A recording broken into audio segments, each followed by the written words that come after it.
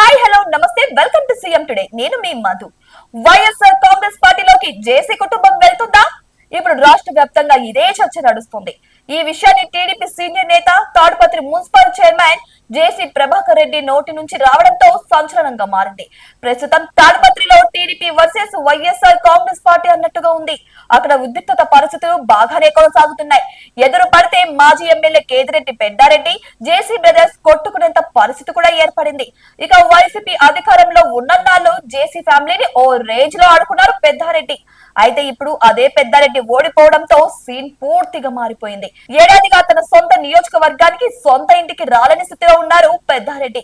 తాడిపత్రికి వస్తే రప్ప రప్ప అంటూ గట్టి హెచ్చరికలే పంపారు జేసీ ప్రభాకర్ రెడ్డి. అటు పెద్దారెడ్డి సైతం ఎక్కడా వెనక్కి తగ్గడం లేదు. దీంతో ఉద్రిక్తత పరిస్థితులు నెలకొన్నాయి తాడిపత్రిలో. అయితే తాడిపత్రిలో తాజాగా జరిగిన పరిస్థితులను వివరించేందుకు మీడియా ముందుకు వచ్చారు జేసీ ప్రభాకర్ రెడ్డి. ఆసక్తికరమైన కామెంట్స్ కూడా చేశారు. ప్రస్తుతం ఇవి సోషల్ మీడియాలో వైరల్ అవుతున్నాయి. నా ఆస్తులన్నీ పోయినా నేను బాధపడలేదు. నా కొడుకును జైల్లో వేయించినా సరే నేను ఎప్పుడు బాధపడలేదు. మాజీ ఎమ్మెల్యే నా ఇంట్లోకి వచ్చి వెళ్లాడే, అదే బాధగా ఉంది అంటూ చెప్పారు జేసీ ప్రభాకర్ రెడ్డి.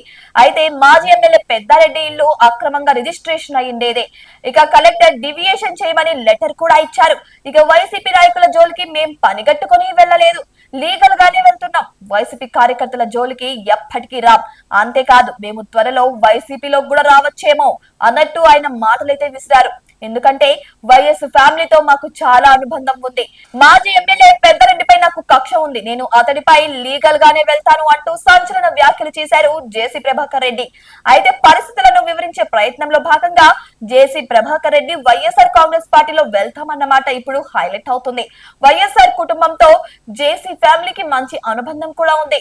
ఒకప్పుడు చాలా సన్నిహితంగా ఉన్న ఈ రెండు కుటుంబాల మధ్య ఇప్పుడు రాజకీయ వైరం నెలకొంది. ఇక వైఎస్ రాజశేఖర రెడ్డితో పాటు కాంగ్రెస్ పార్టీలో సుదీర్ఘ కాలం పనిచేశారు జేసీ దివాకర్ రెడ్డి. అయితే రాజశేఖర రెడ్డి సీఎం అయ్యాక దివాకర్ రెడ్డికి మంత్రి పదవి ఇచ్చారు. అయితే రెండోసారి రాజశేఖర రెడ్డి ముఖ్యమంత్రి అయిన తర్వాత పరిస్థితి పూర్తిగా మారిపోయింది. జేసీ దివాకర్ రెడ్డికి మంత్రి పదవి ఇవ్వకపోవడంతో ఆయనలో అసంతృప్తి ప్రారంభమైంది. ఇక జగన్మోహన్ రెడ్డి పార్టీ ఏర్పాటు చేసినా అందుకే అటువైపు వెళ్లలేదు జేసీ కుటుంబం. అనూహ్యంగా తెలుగుదేశం పార్టీలో చేరి కొనసాగుతూ వస్తుంది జేసీ ఫ్యామిలీ. అయితే జేసీ దివాకర్ రెడ్డి కుమారుడు పవన్ రెడ్డి జగన్మోహన్ రెడ్డికి మంచి స్నేహితుడు కూడా.